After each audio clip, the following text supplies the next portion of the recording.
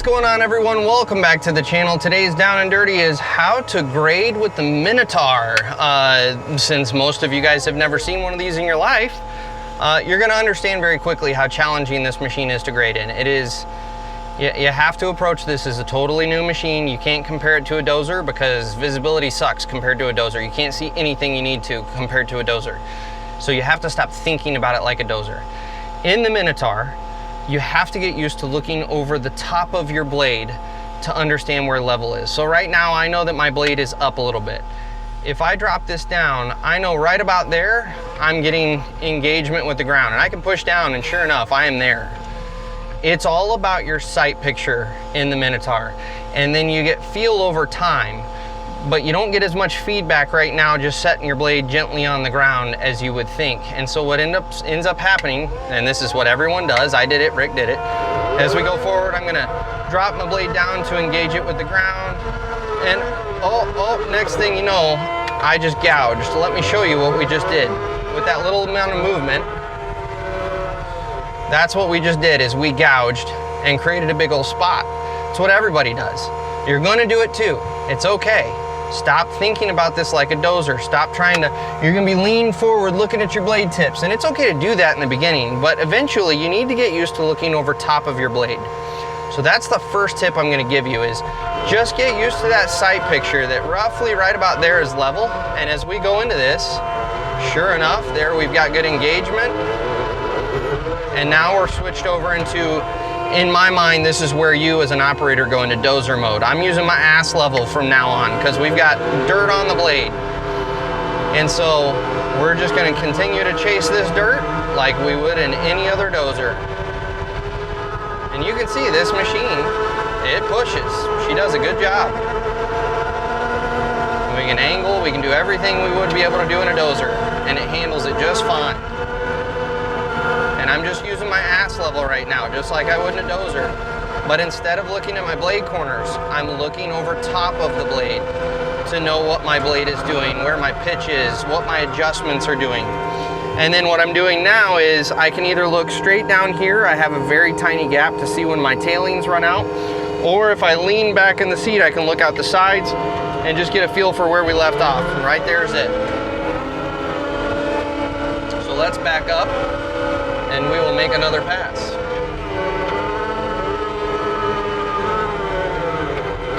Actually, we're gonna go to this side. Had to figure out where I was at.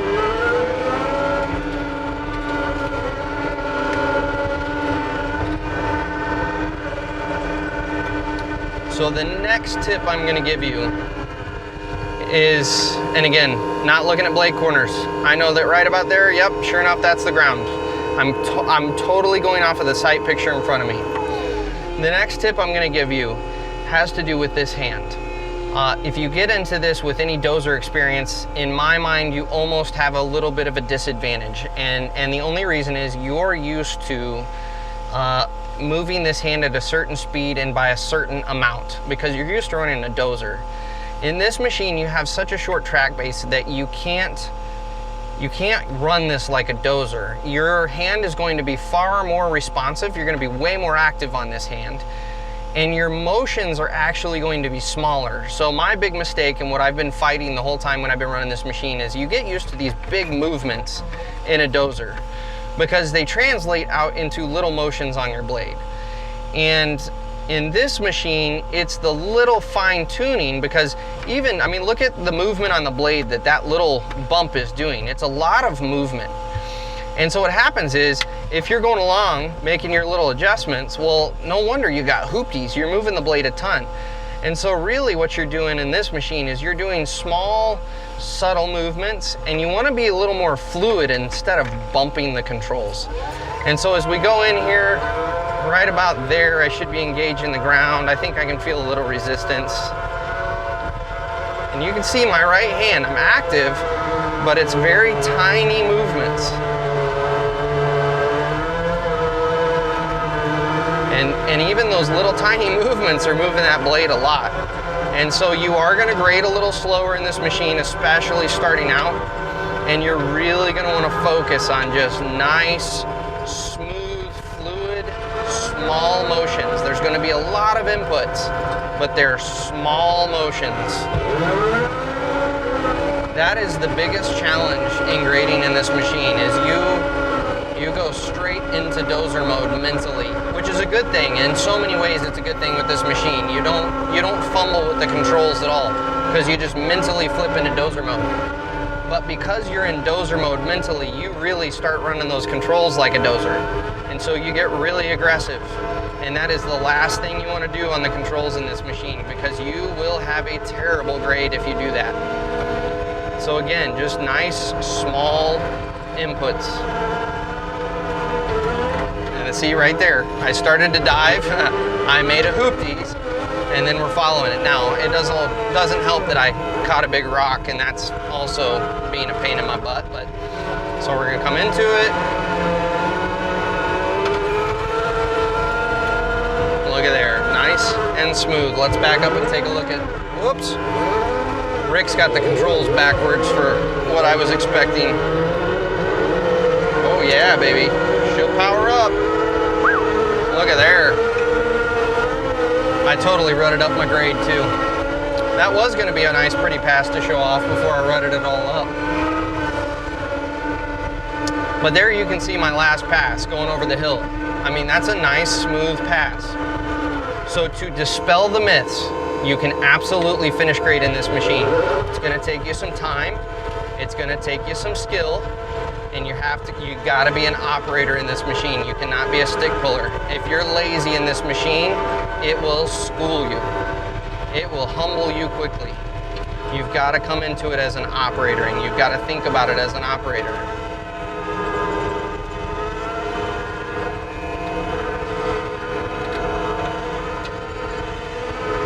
That bleed out.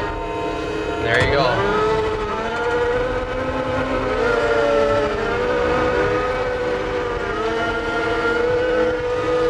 Let me get my blade down so you can see that. Again, that is a nice, clean, finished pass.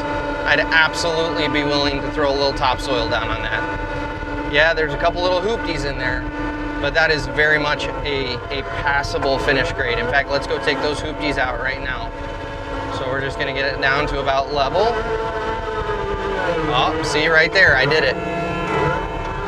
Mind you, I have about 2 days of seat time in this machine, so that's another thing you gotta bear in mind. This takes a while.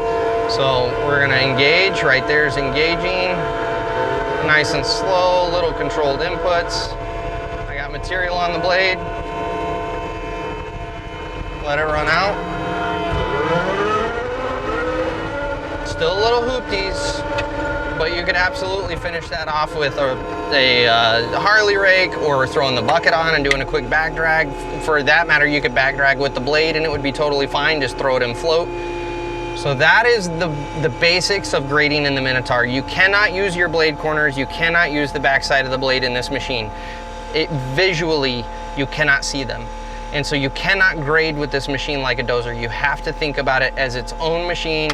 You have to totally rethink the way that you are getting your feedback as you go into the dirt. And so that's why I wanted to make this video, is to let people understand there's a lot more to this machine than just being able to jump in and run in it like a dozer. So as always, I hope this has been helpful. Feel free to drop comments, tips, and tricks down below. This is really just the initial round of videos we're gonna try to do for the Minotaur, just to kind of get people's feet wet before they actually get into the machine. So that being said, we'll catch you guys on the next Down and Dirty.